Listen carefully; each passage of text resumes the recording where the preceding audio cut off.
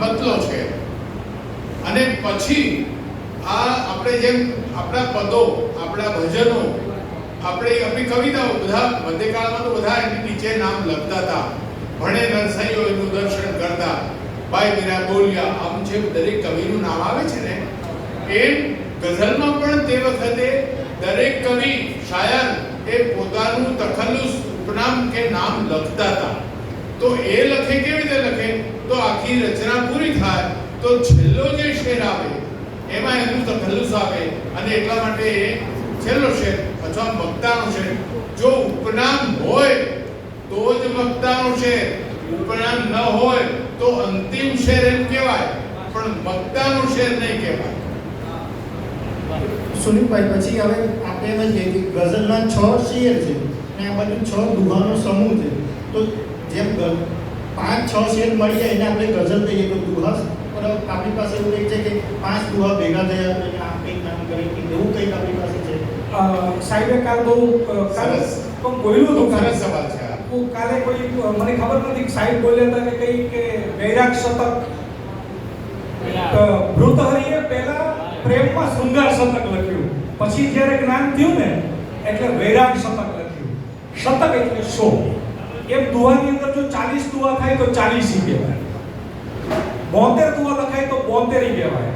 એવી રીતે અલગ અલગ કવિઓએ રાજસ્થાન અને ગુજરાતની સંસ્કૃતિ બહુ નજીક હોવાથી ચારણી સાહિત્ય દુહા સામાન્યતઃ ચારણ કવિઓએ બહુ વધારે લખ્યા છે. બીજા ઇતર જ્ઞાતિમાં પણ કવિઓ બહુ સારા છે, ભૂદરજી ને બધા એમણે પણ લખ્યા છે, પણ વધારે કવિઓ જે જ્ઞાતિમાં છે ચારણી જ્ઞાતિમાં છે. અને એમણે દુહાની અંદર કોઈ જ્યારે ખાસ કરીને ઈશ્વર પ્રશસ્તિના દુહા હોય તો 40, 20, 30, 32, 52 એ રીતના કોઈ પણ અક્ષર હોય, અક્ષર ઉપર એનું નામ આપ્યું છે કે બિરદ ચૌધરી. 76 દુહા મહારાણા પ્રતાપ માટે લખાણા કે અકબર ઘોર અંધાર ઊંધાણા હિન્દુ અવર જાગે જગદાતા મારો પૂરે રાણા પ્રતાપસિંહ. તો આજે બિરદ ચૌધરી લખાણી 76 દુહા એના માટે હરરૂપજી આશિયાએ લખ્યા, અને એ આ બિરદ ચૌધરી કહેવાય. એવી રીતે 32 દુહાઓ આપણા મઢડાવાળા સુગમ માતા માટે લખાણા છે, મોગલમાં માટે 32 લખાણી છે. એ બધા કવિઓએ અલગ અલગ લખ્યું. હવે ગઝલના 6 શેર છે કે 7 શેર છે કે 5 શેર છે, એ એક અલગ અલગ ભાવ વિશ્વના શેર હોઈ શકે, અથવા તો મુસલસલ ગઝલ હોય તો એક જ ભાવમાં બધા શેર હોઈ શકે. જ્યારે દુહાની અંદર એવું નથી. દુહામાં ને ગઝલમાં કદાચ જો સામ્યતા એવું કહું તો એવું છે કે જે દાવો કરે છે ને એ શેર છે ને એ દુહાની નજીક કહેવાય, પણ દલીલ વાળો શેર છે એ દુહાથી વિપરીત છે. કારણ કે ઉપરની વાતને કાપી અને નીચેની વાત કરે છે. ઉપરની વાતમાં એમ કહે છે કે સૂર્યનું અજવાળું બહુ છે, પછી નીચે એમ કહે છે કે અમે તો અંધારામાં જીવીએ છીએ. તો એ દુહામાં અહીંયા દલીલ થાય છે કવિ દ્વારા. જ્યારે દુહામાં કેવું છે કે દુહો આખી સંપૂર્ણ એક જ વસ્તુને સસ્ટેન કરે, એક જ વસ્તુને લઈને જાય કે મહેમાનોને માન દલ ભરી દીધા નહીં. પછી એની આગળની વાત કરે છે કે આ મેળ્યું છે ને એ મહાન. પછી કવિ પોતાનું પોતાનું કહે છે કે સોરઠિયો સાચું ભણે, કારણ કે પછી બીજાના નામે કંઈ તો ડખા થાય, એટલે કવિ પોતાનું નામ રાખે. અને એને ગુજરાતી ભાષામાં જેટલી કવિતાઓ કે અગાઉ સાહેબે જે હમણાં વાત કરી તો એને આપણે ગુજરાતી ભાષામાં નામાચરણ કહેતા હતા, અને ગઝલની અંદર એને તખલ્લુસ કે એને મક્તાનો શેર એવું કહીએ છીએ. બંને કાવ્ય તત્વ છે, બંને શોર્ટમાં લાંબી વાત દુહો છે એ એક 4 ચરણની અંદર કે 2 પંક્તિની અંદર આખા વિશ્વની કથા કહી જાય એક જ દુહો. અને એક દુહો એમ કહેવાય કે માણસને મહાન બનાવી દે. કદાચ આમાં બેઠેલો કોઈ માણસ જેને કવિ કાગનું નામ સાંભળ્યું છે ને મોઢે બોલું છે અમારા ત્યાં હાચે નાનપણ સાંભળ્યો જ હોય. એટલે એ દુહો એક ભાવિક ગોપાણીનો એક શેર છે ને, એક જ શેર કવિને ચર્ચામાં રાખે છે, તો એક એવો શેર બની જાય તો એ કવિને મહાન બનાવી દે. એટલે બંનેની વિભાવનાઓ અલગ છે, બંનેનું પ્રકાશ ક્ષેત્ર અલગ છે. તો આપણે થોડું ગઝલમાં આગળ જઈએ પહેલાં એક છેલ્લું ચરણ છે, એક છે પ્રાસ અને અનુપ્રાસ. આ બધું જેને આપણે કાવ્યા રદી કહીએ છીએ. તો આપણા જે પિંગળના શાસ્ત્રો કે જે આપણા પદો કવિતાઓ છે એમાં પ્રાસની વિભાવના તો આપણે લગભગ ખ્યાલ છે કે છે, પણ અનુપ્રાસ કે રદીફ જેવી કોઈ વિભાવના હતી ખરી કે રદીફ સંપૂર્ણપણે જે અધિષ્ઠાનથી જ આ એક વિભાવના આપી છે? આપણે આ પ્રાસ અને અનુપ્રાસ છે એ લતીફ અને કાવ્યા છે એ તો વાત થઈ, પણ પ્રયોગાત્મક ગઝલોમાં કેટલીક કાફિયા વગરની પણ ગઝલ આવે છે, કાફિયા નથી આવતા. એટલે પ્રાસ નથી આવતા. અને પણ હું માનું છું કે એ પ્રયોગો કરવાનો આપણા જેવા નવોદિત હોય તો કંઈ જરૂર નથી. કારણ કે એક તમે કારણ કે એક વિભાગ એવું છે કે રદીફ વગર થાય ગઝલ પણ કાફિયા વગર તો ના થાય. હા, જે રદીફ છે પણ કાફિયા નથી તો એ ગઝલ નથી. કાફિયા તો જોઈએ એવી એક વિભાગ છે. પણ તમે કહ્યું કે પ્રયોગાત્મક લોકોએ આવું પણ કર્યું બિલકુલ. કે કાફિયા વગર એટલે હવે તો ઘણા પ્રયોગો થાય છે. ઘણી ગઝલમાં તો તમે મેં એવી પણ ગઝલમાં લખી કે એમાં મતલાનો શેર જ નથી, એટલે મેં પહેલા શેરથી જ એક રદીફ અને કાફિયા બંને નથી પાડતા.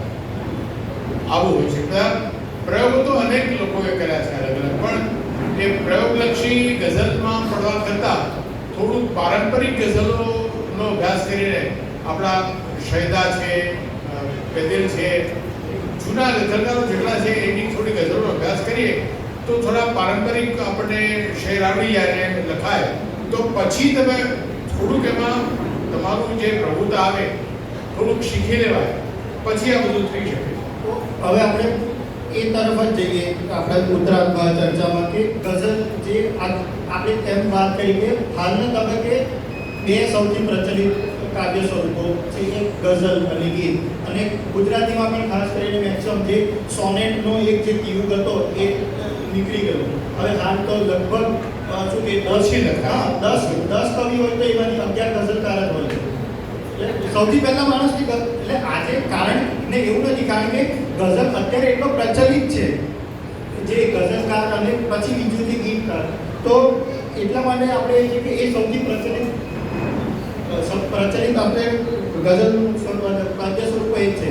તો હવે આપણે એ તરફ જઈએ કે ગઝલનું એક બાહ્ય સ્વરૂપ અને આંતરિક સ્વરૂપ. તો પહેલા આપણે બાહ્ય સ્વરૂપની ચર્ચા કરીએ કે શું છે ગઝલનું બાહ્ય સ્વરૂપ. કે દૂરથી જોતા જે માણસ કહે કે આટલું હોય, એક માથું, બે હાથ અને બે પગ હોય તો એને માણસ કહેજો.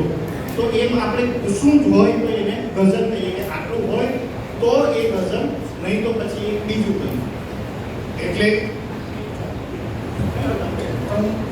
એ ગઝલની જેમ સાહેબે આ પહેલા જ વાત કરી કે મતલા ગઝલનો પહેલો શેર જેથી ગઝલની શરૂઆત થાય મતલબ પણ આપણે આપણી ભાષા મુજબ એ અને જોડી દઈએ છીએ અને મતલા ઉર્દુ અરુઝની અંદર મતલબ એટલે દરવાજો, પ્રવેશ દ્વાર. હવે જ્યારે તમે મતલામાં આપણે દરવાજામાં પ્રવેશ કરીએ એટલે આપણને આખું ઘર દેખાવા માંડે.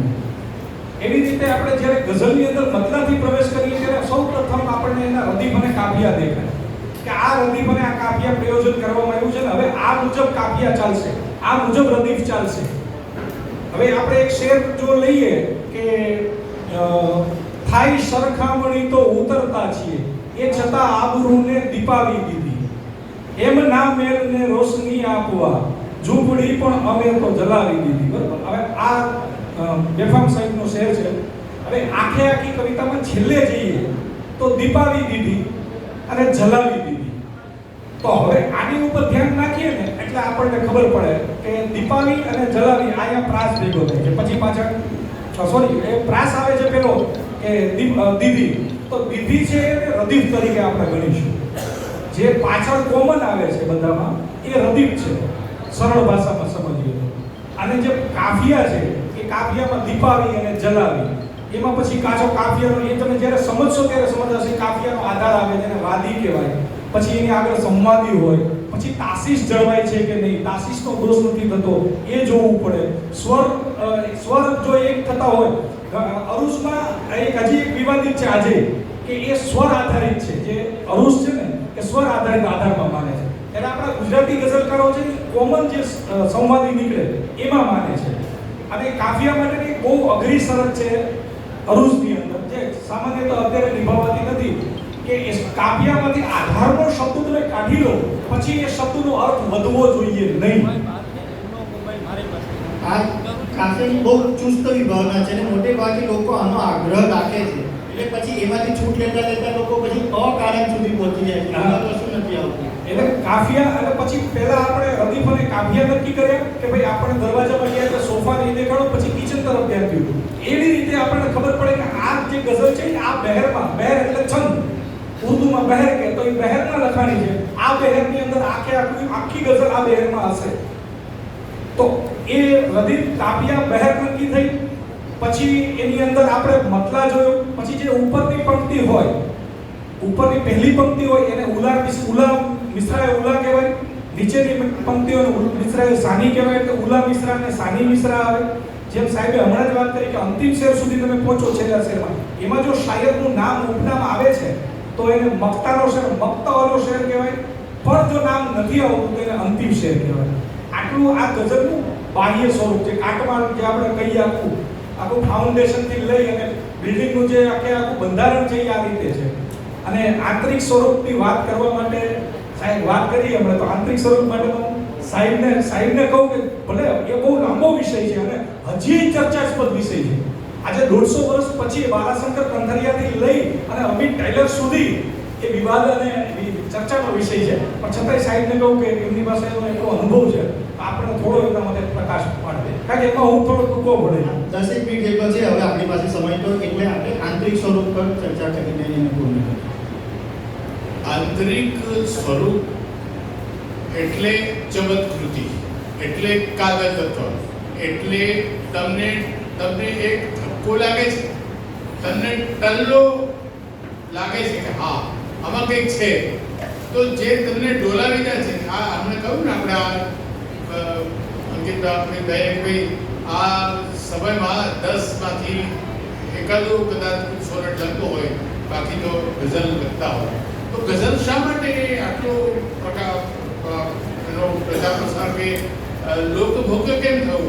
કે આ મૂળ તો મુશાયરા, કવિ સંમેલન, અને એમાં જે વાહવાહી મળવા માંડી એટલે સમાજમાં, એટલે શાળા સંસ્થામાં ભણાવવાના વિષયની જગ્યાએ સમાજમાં લોકો ભેગા થાય ત્યાં શેર ઠપકારી દેવાની આવે.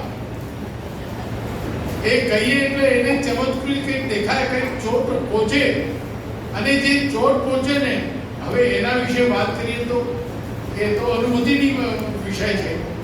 અને બીજું એમાં આપણી પાસે અહીંયા બોર્ડ હોય, લખવાનું હોય, આપણે ઉદાહરણ 5 લખ્યા હોય, ઉદાહરણની શબ્દોને જોતા વાંચતા સમજાવવાનું હોય, ત્યારે આપણને થોડુંક એને પલ્લે પડે.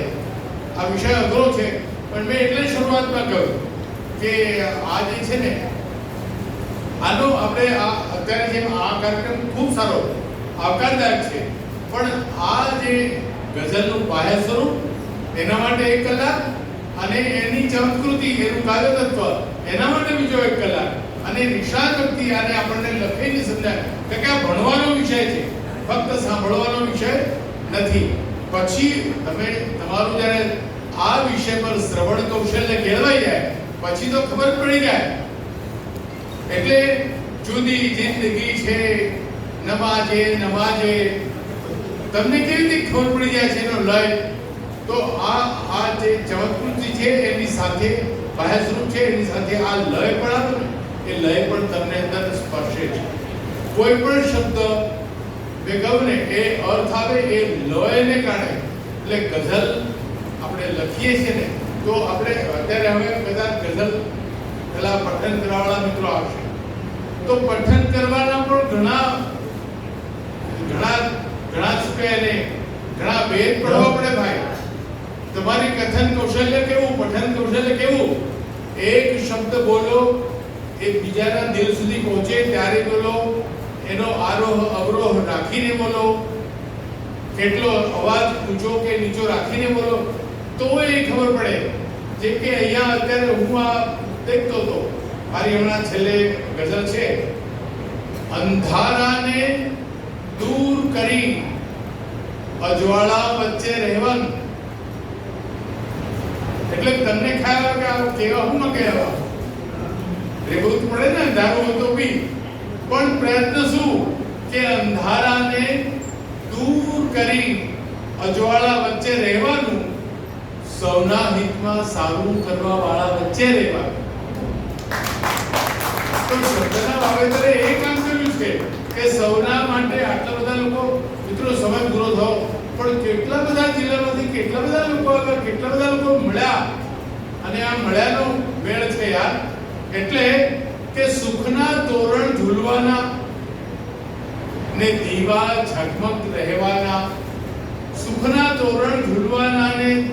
દીવા ઝગમગ રહેવાના, વાણી વર્તન સાચા ને હુંફાળા વચ્ચે રહેવાનું. સૌની હૂંફ મળી, ખૂબ આનંદ આવ્યો. અને આ તો સુનિલભાઈ તમારું આંતરિક સ્વરૂપ. ગઝલ વિશે જ વાત થાય છે એટલે ગઝલ વિશેની ગઝલના બે શેર કહીને આપણે પૂરું કરીએ, કારણ કે સમય બીજા જે હોય બધાને સમયની અગત્યતા અને મહત્વ હોય છે. એટલે માઇક આવ્યા પછી સમયે છોડી દેવું ને એ આ સમાજની સૌથી મોટી સેવા. એટલે બે શેર સાથે પૂરું કરીશ કે એકલતાને એકાંતે જે બિરદાવે ને એ જ ગઝલ છે. મેં ગઝલ લખી હતી સાહેબ, એકલતાને એકાંતે જે બિરદાવે ને એ જ ગઝલ છે. એકલતાને એકાંતે જે બિરદાવે ને એ જ ગઝલ છે. સાવ અંધારામાં આવીને દીવા જે પ્રગટાવે ને એ જ ગઝલ છે. અને આ શેર માટે હું તમને કહું છું કે મેં જે આખી આ બધી વાત થઈ ને એ વાતનો પ્રાણ આ શેરની અંદર મૂક્યો છે કે ખૂબ મનાવો, ખૂબ રીઝાવો, ખૂબ મનાવો, ખૂબ રીઝાવો, નહીં આવે તો નહીં આવે. ખૂબ રીઝાવો, ખૂબ મનાવો, નહીં આવે તો નહીં આવે. મધરાતે જે દ્વાર તમારા ખખડાવે ને એ જ ગઝલ છે.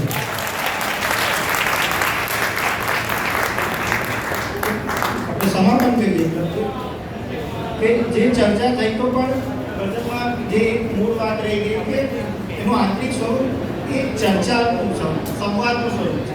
એક આપણે ચર્ચા રહી ગઈ કે ગઝલમાં હંમેશા બે પાત્રોની વાત છે. એક પાત્ર કવિ કે સર્જક પોતે હોય અથવા એક બીજી પર કાયા પ્રવેશ કરીને બીજા વતી બોલે અને એની સામે એક કોઈ શ્રોતા છે, કોઈ વક્તા છે, બરાબર. કાં તો કવિ ટેબલને કહે છે કે કાં તો પેલી એને કહે છે કે આ પાણીની બોટલ છે, આ માઇકને કહે છે. પણ ગઝલ હંમેશા એક સંવાદનો વિષય છે. જે ગીત છે એ ઉર્મી ગીત છે, ખાલી એના જે સર્જક છે કે જે કાવ્ય નાયક કે નાયિકા છે એના ઉર્મીની જે વાત છે એ કહી દે છે, સામે કોઈ સાંભળનાર છે નથી એમાં એને ફરક નથી પડતો. પણ જ્યારે ગઝલની વાત આવે છે, ગઝલની અંદરની આંતરિક સ્વરૂપની વાત આવે છે, હંમેશા ચર્ચાની વાત છે, એક સંવાદની વાત છે. હું અને તમે સંવાદ કરો છો. સંવાદ કવિનો કે સર્જકનો ઈશ્વર સાથેનો સંવાદ છે. પહેલું જે અરબસ્તાનમાંથી જે આવે છે મહેબૂબા પહેલા જે ઈશ્વરના કે પ્રશસ્તિ માટે લખાતો કાવ્ય કરતા કશીદા. હા, કશીદા જેને આપણે કશીદા કાઢીએ, એ કશીદા કાઢવો એ ગુજરાતી શબ્દ આવે છે. તો પહેલા કશીદા પડતે હૈ કે ઈશ્વરના માનમાં, ઈશ્વરના સન્માનમાં કે ઈશ્વરને વખાણ કરવા માટે જ લખાતું. પછી એમાંથી ફરીને પ્રેમની વાત લાગે, પ્રેમી પ્રેમિકાની વાત જે મૂળ ગઝલની ભાવના છે. પણ એ પ્રેમી પ્રેમિકાની વાત જ્યારે ગુજરાતી સુધી આવે છે તો ત્યારે એ સંવાદ મતલબ વ્યાપક બને છે કે એ કોઈ પણ બે પાત્રો વચ્ચેનો સંવાદ હોઈ શકે. જરૂર નથી કે બે વ્યક્તિ વચ્ચેનો પાત્ર હોય, પણ ગઝલનું આંતરિક સ્વરૂપ એ સંવાદનું છે. જે લોકો આ વિષયમાં, આ ક્ષેત્રમાં જે કામ કરવા માંગે છે એમાં એક સમજવું કે હું કંઈ બોલું છું અને સામે કોઈને સંભળાવું છું. કે જ્યારે લખતી વખતે આંતરિક સ્વરૂપ નક્કી કરતી વખતે એવું હોય કે મારી સામે કોઈ બેઠું છે જેને મારે સંભળાવવાનું છે. એ એક કહો તો આપણી પાસે સમય છે વિજયભાઈ? હા, એટલે સમયનો અભાવ છે. અમારે 11:30 પૂરું કરવાનું છે. 11:30 થઈ ગયા. તો આપ સૌનો ખૂબ ખૂબ આભાર. જો એક સૂચના કહી દઉં, જેટલા પ્રશ્નો અહીંયા આવ્યા અને ચર્ચાયા અને હજી પણ જેટલી મૂંઝવણ કે પ્રશ્નો છે, જેને જે કંઈ લખવું હોય એ લખીને એક ચબરખીમાં એક કલેક્શન કરી લેજો. કારણ કે હું આ મારું જે સાહિત્ય સેતુ ગ્રુપ છે ને, દક્ષિણ ગુજરાતમાં આવા શિબિરો લઉં છું. મારી શિબિર પર રાઘવજીભાઈને હું એકવાર બોલાવ્યા હતા વાર્તા માટે, ભાવજીભાઈ પણ આવ્યા હતા, મારા મિત્ર દિનેશ ડોકરીને 2 વાર લઈ ગયો. એટલે ગઝલના જાણકાર, વાર્તાના જાણકાર અને લેખક આવા લોકોને બોલાવીને હું સાથે રહીને આવી શિબિરો કરું છું. મેં 6 શિબિરો કરી છે. મને લાગે છે કે તમારા મનમાં ઉઠેલા પ્રશ્નો એ જો મને મળી જાય તો કોઈ પણ જગ્યાએ ફરી ચર્ચા થાય તો જે લાભ બીજાને પણ મળી શકે. એટલે પ્રશ્નો જે કંઈ હોય એ તમે લખીને કલેક્શન કરી દેજો. આમ મને ન ગમતો વિષય છે કે સલાહ લેવી કે સલાહ આપવી. પણ એક વસ્તુ કહું કે મહેરબાની કરી ન લખાય તો ન લખતા, પણ વોટ્સએપની યુનિવર્સિટીથી બચજો.